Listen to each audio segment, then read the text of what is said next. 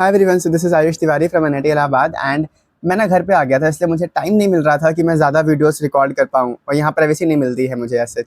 Hostel में तब भी अच्छा खासा प्राइवेसी रहता है, यहाँ पे मुझे प्राइवेसी नहीं मिलती है।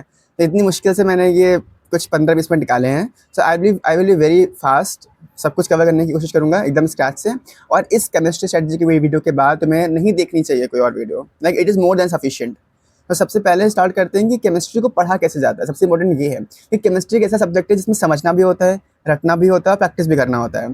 फिजिक्स में तुमको सिर्फ समझना होता है, उसमें रटने वाली कोई चीज़ नहीं होती है। केमिस्ट्री में समझने वाली भी चीज़ है, लाइक ऑर्गेनिक केमिस्ट्री प्योरली समझने वाली है, मतलब समझना भी है प्लस प्लस उसमें रटना भी है कि किस रिएजेंट के साथ कैसे रिएक्शन करके क्या फॉर्म हो रहा है।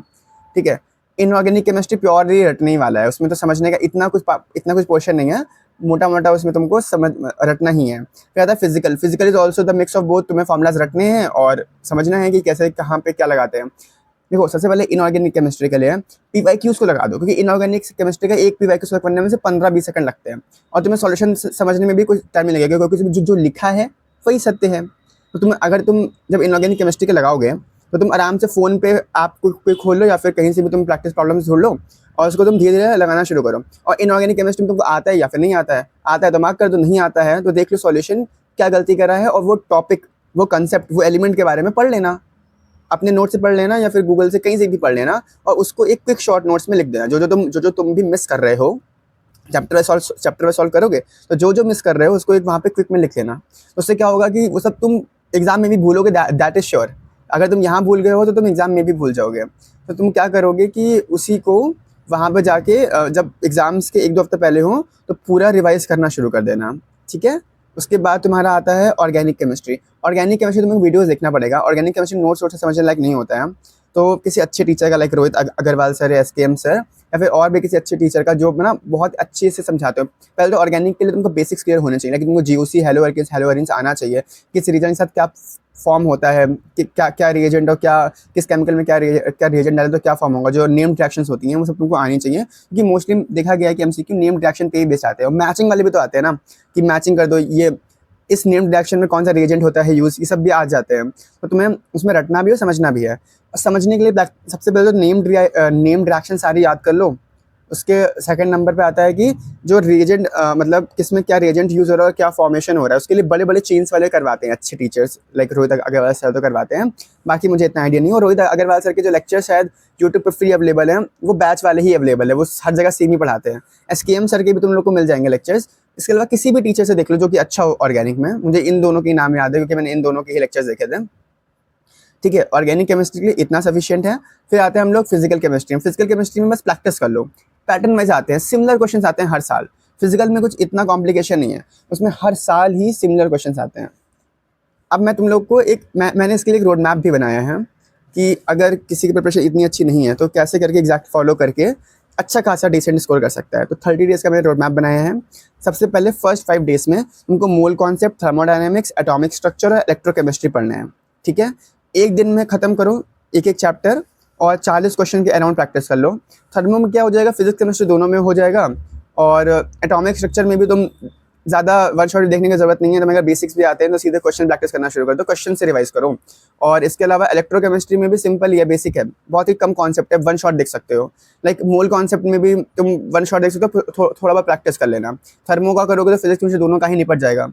सो फर्स्ट 5 डेज़ में ये हो गए सब्जेक्ट्स। फिर उसके बाद जो 5 डेज़ हैं उसमें liquid solution, chemical kinetics, halogen derivatives और इसके अलावा कार्बोनाइल कंपाउंड्स, ये कर लेना। ठीक है। ये वन शॉट से कर लेना और प्रैक्टिस कर लेना PYQs। ठीक है। देन उसके बाद नेक्स्ट 5 डेज़ में क्या करना, तुम coordination compound, P block elements, D and F block elements और periodic table. Coordination compounds, P block और D एंड F ब्लॉक तुमको आराम से लेक्चर्स मिल जाएंगे। अमिताभ सर के लेक्चर्स देखे ना, प्रैक्टिस कर लेना। अगर तुम्हें थोड़ा बहुत भी कॉन्सेप्ट क्लियर है तो तुम सीधे वन शॉट देखने की जरूरत नहीं है, सीधे प्रैक्टिस से रिविजन करना स्टार्ट करना। पीरियोडिक टेबल भी बहुत सिंपल सब्जेक्ट है, वो भी तुम प्रैक्टिस से रिविजन करना स्टार्ट कर सकते हो। ठीक है। अब नेक्स्ट 7 डेज़ का बताते हैं। अब नेक्स्ट 7 डेज़ में तुमको क्या करना है, तुमको GOC पढ़ना है, halo alkanes and halo arenes पढ़ना है, बायोमोलिक्यूल्स पढ़ना है और एरोमेटिक कंपाउंड्स पढ़ना है। ये सब तुम वन शॉट से पढ़ सकते हो या किसी भी टीचर के लेक्चर्स देख के PYQ और क्वेश्चन प्रैक्टिस ज़्यादा करो। रिएक्शंस याद कर लेना, जो नेम्ड रिएक्शंस वगैरह होती हैं याद कर लेना, जो इंपॉर्टेंट रिएक्शंस है। रटने पड़ेंगे तुमको रिएजेंट्स, तो उसको बार बार लिख के बार बार रिवाइज करो, बार बार रटो। ठीक है। देन इसके बाद बाकी जो ऑर्गेनिक चैप्टर बचे हैं वो करना चाहो तो कर लो। बट इतना में तुम्हारा मतलब मोस्टली बहुत मोटा-मोटा चैप्टर्स हमारे कवर हो जाएँगे। अगर तुम्हारी प्रिपरेशन ज़ीरो है, उनके लिए ये स्ट्रैटेजी है, तुम हर एक जल्दी-जल्दी से रिवाइज़ कर सकते हो। अगर तुम्हारी प्रिपरेशन अच्छा चल रहा है, तो अपने अकॉर्डिंग अपनी स्ट्रैटेजी बनाना। इस स्ट्रैटेजी को फॉलो करोगे तो तुम्हें मतलब डिस्टर्बेंस हो जाएगा।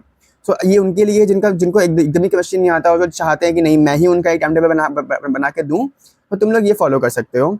इसके अलावा तुम इसको ना ऊपर-नीचे कर सकते हो, 2-3 दिन तुम दे सकते हो, क्योंकि मैंने 8 दिन 30 डेज़ में भी अगर तुम इस स्ट्रैटेजी को फॉलो करें तो तुम्हारे पास 8 डेज़ एक्स्ट्रा हैं। तो अगर तुम्हारे पास कोई इमीडिएट कॉस्ट आ गया, कुछ प्रॉब्लम आ गई, तो तुम हर एक में 1-2 दिन बढ़ा सकते हो, तभी तुम्हारे 30 डेज़ में ये सारे चैप्टर्स कवर हो जाएँगे। मोस्टली ट्राई करना कि वन शॉट से और प्रैक्टिस से कवर कर लो। अगर किसी भी सब टॉपिक में से सब्जेक्ट में तुमको आता है ऑलरेडी, तो नहीं देखने की ज़रूरत है वन शॉट, सीधे प्रैक्टिस से ही रिविजन करना स्टार्ट करना, ठीक है। सो इतना है केमिस्ट्री के लिए। मेरा केमिस्ट्री में 99.6 आया था। सो वो मतलब मैंने सिमिलर ही मतलब मैंने सेम ही फॉलो किया था। मोस्टली मैंने केमिस्ट्री में रिवीजन करा, प्रैक्टिस करा है। वन शॉट्स मैंने एज सच नहीं देखे हैं, सिर्फ मैंने ऑर्गेनिक के लिए देखे थे लेक्चर्स। बाकी मैंने तुम्हारा फिजिकल के लिए वन शॉट्स ही देखे हैं। इनऑर्गेनिक केमिस्ट्री के लिए मैंने वन शॉट्स ही देखे, मोर देन सफिशिएंट होता है ये दोनों के लिए। केमिस्ट्री के लिए तो one shots more than sufficient है। वन शॉट्स देखो और प्रैक्टिस करो, दैट्स सेट। ऑर्गेनिक के लिए वन शॉट्स इतना सफिशिएंट नहीं है, इसलिए मैंने ऑर्गेनिक को लास्ट में रखा है। सो तुम छोड़ भी सकते हो, तुम्हें 40-50 नंबर लाने, तो ऑर्गेनिक से 30 नंबर की आएगी हार्डली। सो वही है कि तुम ऑर्गेनिक के लिए वन शॉट इतना सफिशिएंट नहीं है, बट वन शॉट से तुम काफ़ी सारे क्वेश्चन अटेम्प्ट कर ले जाओगे, दैट इज ओके। तुम अगर वन शॉट के बाद पीवाईक्यूज और प्रैक्टिस कर रहे हो, तो तुम काफ़ी सारे क्वेश्चन अटेम्प्ट कर लोगे ऑर्गेनिक के भी। बाकी फिजिकल के लिए और इनऑर्गेनिक के लिए one shot is more than sufficient. Practice करके रिविजन करना। अगर तुम्हें किसी भी चैप्टर का बेसिक आता है, तो पहले प्रैक्टिस कर, मतलब वन शॉट मत देखना, प्रैक्टिस के साथ रिविजन करना कॉन्सेप्ट्स का। जैसे मैंने बताया था कि एक अलग से शीट लेके जो तुमको नहीं आता है वो वहाँ पे लिख के रिवाइज कर लो, दैट्स इट, इतना ही है। और बाकी मैं भी एक रिविजन्स प्लेटफॉर्म बना रहा हूँ कि जहाँ पे तुम्हें चैप्टर वाइज 30-30 क्वेश्चन मिल जाएंगे अच्छे, जिससे तुम जल्दी जल्दी रिविजन कर सकते होगे।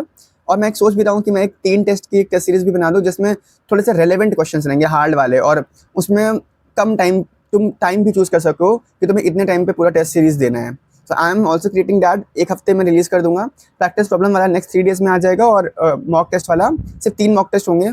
नॉमिनल चार्जेस रखूंगा, लाइक 79 या 100 के आसपास मॉक टेस्ट के लिए, और प्रैक्टिस प्रॉब्लम्स के लिए मैंने पोस्ट डाला था, तुम लोग से पूछा भी था, तो 100 और 149 के आसपास रखूंगा, ठीक है। So I will be launching it very soon on mentex.in, and bye bye.